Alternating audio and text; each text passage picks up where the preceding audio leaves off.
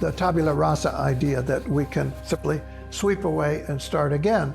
And this was manifested by Le Corbusier in his Plan Voisin in Paris, where he proposed to demolish a huge section of Paris.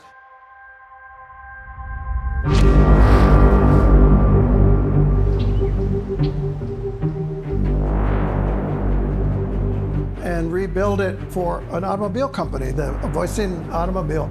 And drew up a plan to destroy Paris so that it could be rebuilt with wide streets, so that Monsieur Voisin could become a multimillionaire selling his cars. And you can see the plan. It's a totalitarian vision of excruciating megalomania and destruction.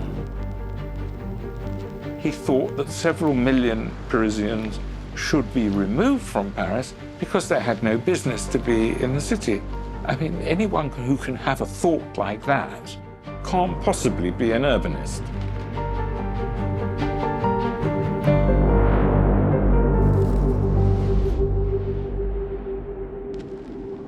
O plano Voisin foi cancelado.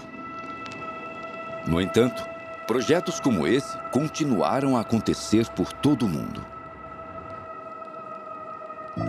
Seu idealizador, o arquiteto franco-suíço Le Corbusier, protagonizou o movimento modernista, transformando o modo como nossa vida e nossas cidades são planejadas. La société moderne se préoccupe de la construction de nouveaux logis. Lorsqu'une société désire construire de nouveaux logis, c'est qu'un état de conscience nouveau est né, l'état de conscience d'une civilisation machiniste. So Le Corbusier was, I think, perhaps the most influential, the most seminally important architect of the 20th century. Le Corbusier was, for many years, actually when I was going to school in the 1970s, Le Corbusier was considered probably the greatest genius in the history of architecture. Le Corbusier, ele está vivendo naquele início do século XX, que é um início do século XX assim de muita industrialização. A gente tem o Henry Ford, por exemplo, com todo aquele sentido de linha de montagem. Le Corbusier vai olhar para esse processo de industrialização de uma maneira muito positiva. No livro dele, Por uma Arquitetura, ele vai fazer até algumas comparações de alguns carros esportivos daquele início do século XX com o Parthenon, né? Ele fala, olha, as coisas estão evoluindo, as coisas estão se industrializando, e a arquitetura deve seguir essa mesma linha de pensamento. And for him, this was the future of design, to turn everything into a machine. We can throw away everything that came before. We can start anew with this wonderful new industrial reality. We can build everything based upon the model of the machine. Machines for living, machines for moving around, machines for everything. And of course, he built a number of monumental buildings, the city of Chandigarh, the Unité d'Habitation in Marseille, the Church of Ronchamp, a Catholic church.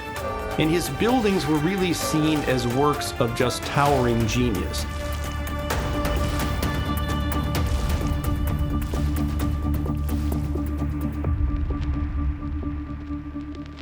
A motor car is a machine for traveling.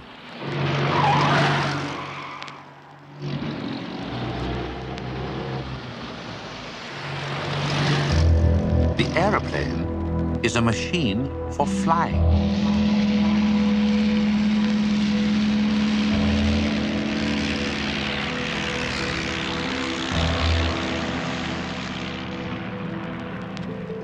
The house is a machine for living in.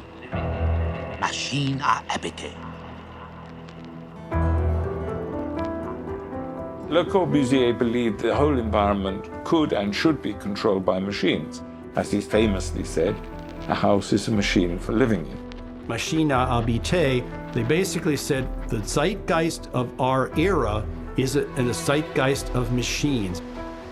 Machines are transforming our world for good and for bad, and these architects basically said, we have to essentially accept the machine and embrace the machine. That's when Le Corbusier talks about machine à habiter, talks about the fact that airplanes and automobiles and grain elevators are part of this mechanized world.